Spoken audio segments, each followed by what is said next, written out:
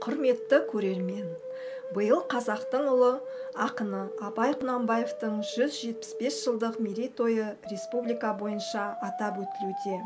Абай Құнанбай ұлының туған күні 10 тамыз елімізде Абай күні болып белгіленді. Осыған орай кітапханамызда көптеген іс-шаралар өтуде. Кітапханамызда Абай әлемдік тұлға бұрышы ұйымдастырылып, кітапхана оқырмандары, қаламыздың ақындары, мемлекеттік қызметкерлер, кітапханашылар арасында ұлы ақынның өлеңдеріне, қара сөздеріне оқу челленджі жалғасын табуда.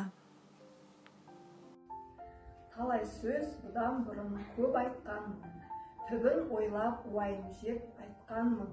Ақылдылар арланып ялған соң, ойланып түзеліне деп айтқанмын. Қазақтың өзге жұрттан сөзі ұзын, бірінің бірі шапшаң ұқпас сөзін. Көздің жасы жүректің қанымен ерітуге болмайды ішкі мұзын. Жұртымай, шалқақтамай сөзге түсін, ойланшы, сыртын қойып сөздің ішін. Ыржаңдамай тыңдасаң, нең кетеді? Шығарған сөз емес қой әңгіме үшін. Адасып алаңдама, жол таба алмай, берірек түзу жолға шық қамалмай. Не ғылым жоқ, немесе еңбекте жоқ, ең болмаса кеттің ғой мал бағалмай. Сұм дүние тонап жатыр ісің бар ма? Баяғы күш, баяғы түсің бар ма? Алды үміт, арты күніш алдам жөмір, желікпен жерге тықпас кісің бар ма? Дәмі қайтпас, бұзылмас тәтті бар ма?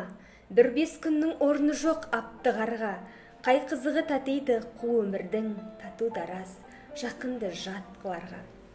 Ет жүрексіз, ерніңнің айтпа сөзін, тілеренген нәпсінің қу мінезін, тілде сүйек, ерінде жиек бар ма, шымылдық боп көрсетпес шынның жүзін.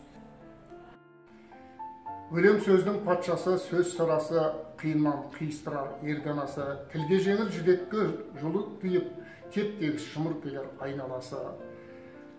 Өлеңге әркімнің бар таласы, сонда да солардың бар таңдамасы. Іші алтын, сырты күміс, сөз жақсының қазақтың келістірер қайбаласы.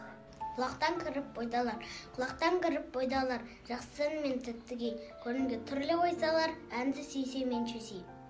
Алаң таппай мақтанба, орын таппай боқтанба, марларды шаттанба, ойнап босқа күлуге, 5 нәрсеге асық бол, 5 нәрсеге ғашық бол, адам болам десеңіз. Жасымда ғылым бар деп ескермедім, пайдасын көре тұра тексермедім, ержеткенсін түспеді, уысыма, қолымды мезгілінен кестермедім. Бұл махрұм қалмағыма кім жазалы, қолымды дөп сермесем өстермедім, адамның бір қызыға бала деген, баланы оқытуға жек көрмедім.